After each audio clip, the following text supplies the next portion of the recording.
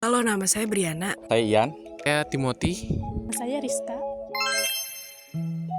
Kami di sini akan menjelaskan beberapa dampak perang Rusia dan Ukraina terhadap negara-negara Uni Eropa. Penyebab perang antara Rusia dan Ukraina ini adalah penyebab kedekatan Ukraina dengan blok barat.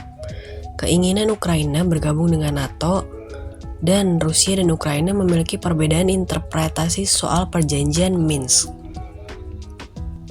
Selanjutnya, hubungan panas dingin yang terjadi antara Rusia dan Ukraina bukan hanya terjadi saat ini saja, namun pernah terjadi perpecahan Commonwealth of Independent States yang terdiri dari Rusia, Belarusia, dan Ukraina. Selain itu, pada tahun 2014, masyarakat Ukraina berhasil menjatuhkan Presiden Ukraina Viktor Yanukovych yang diketahui pro terhadap Rusia, sehingga Rusia memanfaatkan momen ini untuk mengambil wilayah Crimea sebab terjadi kekosongan kekuasaan di wilayah Ukraina. Perang Rusia-Ukraina ini dimulai pada tahun 2022 dan telah menjadi salah satu konflik terbesar dan paling berpengaruh dalam sejarah Eropa modern. Dampak perang Rusia dan Ukraina terhadap negara-negara Uni Eropa dapat dilihat dari beberapa aspek, antara lain aspek ekonomi, politik, keamanan, dan sosial. Dari sudut pandang ekonomi, perang ini mengganggu rantai pasokan energi, sehingga menyebabkan harga energi naik dan inflasi mempengaruhi kesejahteraan masyarakat Eropa. Dengan pecahnya perang dan sanksi ekonomi yang dikenakan terhadap Rusia oleh Uni Eropa, pasokan energi menjadi tidak stabil dan harga meningkat tajam. Sehingga negara-negara Eropa harus mencari sumber energi alternatif dan mempercepat transisi ke energi terbarukan untuk mengurangi ketergantungan pada Rusia. Secara politis, perang ini mendorong negara-negara Uni Eropa untuk lebih memperkuat persatuan dan solidaritasnya. Sebab, perang tersebut menyoroti kelemahan pertahanan bersama Eropa dan mendorong banyak negara untuk meningkatkan anggaran militer mereka. Dalam hal ini, NATO juga semakin penting dalam konteks ini, sehingga negara-negara anggota Uni Eropa mencari lebih banyak jaminan keamanan melalui aliansi transatlantik. Selain itu, kebijakan internasional Uni Eropa sedang berubah seiring negara-negara anggota memperketat cengkeraman mereka terhadap Rusia dan mencari aliansi baru di luar Eropa untuk memperkuat posisi geopolitik mereka. Perang antara Rusia dan Ukraina juga memiliki konsekuensi sosial yang penting bagi negara-negara Uni Eropa. Contohnya krisis pengungsi akibat perang memaksa jutaan warga Ukraina meninggalkan rumah mereka dan mencari perlindungan di negara tetangga seperti Polandia, Jerman, dan negara-negara Baltik. Gelombang pengungsi ini memberikan tekanan tambahan pada sistem sosial dan ekonomi negara tuan rumah, yang harus menyediakan perumahan, pendidikan, layanan kesehatan, dan pekerjaan bagi para pengungsi. Negara-negara Uni Eropa harus menyeimbangkan prinsip-prinsip demokrasi dan perlindungan hak asasi manusia dengan kebutuhan untuk menjaga stabilitas ekonomi dan energi.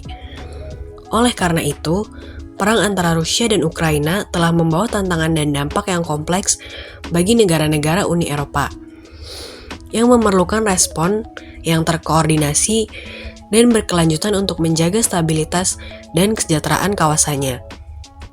Respon ini mencakup upaya memperkuat solidaritas internal, meningkatkan keamanan ekonomi dan energi, serta mengembangkan strategi pertahanan dan keamanan yang lebih efektif. Penanggulangan terhadap dampak ekonomi. Yang pertama, Uni Eropa memberikan bantuan keuangan langsung kepada negara-negara anggotanya yang paling terdampak guna mengurangi kerugian ekonomi yang timbul akibat perang. Bantuan keuangan kepada Ukraina dalam bentuk pinjaman untuk membantu mengatasi tekanan fiskal dan keuangan yang muncul selama konflik, serta untuk mendukung reformasi ekonomi struktural. Kedua, pemberlakuan sanksi ekonomi bagi Rusia. Langkah-langkah ini mencakup pembekuan aset, larangan perdagangan, dan pembatasan akses ke pasar keuangan Eropa bagi individu dan entitas yang terlibat dalam agresi militer terhadap Ukraina. Ketiga, melakukan perdagangan alternatif dengan negara lain dengan mencari sumber-sumber energi alternatif dan melakukan diversifikasi. Salah satu langkah konkret yang diambil adalah peningkatan impor gas alam cair dari berbagai negara produsen seperti Amerika Serikat, Qatar, dan Norwegia. 4. Melakukan kerjasama internasional untuk meningkatkan tekanan politik dan ekonomi terhadap Rusia serta mencari solusi diplomasi yang dapat memfasilitasi perdamaian. Penanggulangan terhadap dampak politik dan keamanan. Yang pertama, pemberian sanksi diplomatik. Sanksi tersebut termasuk pengurangan tingkat diplomatik, penarikan duta besar, dan pembatasan pertemuan tingkat tinggi antara pejabat Uni Eropa dan Rusia. Beberapa negara yang memberlakukan sanksi diplomatik terhadap Rusia diantaranya Prancis.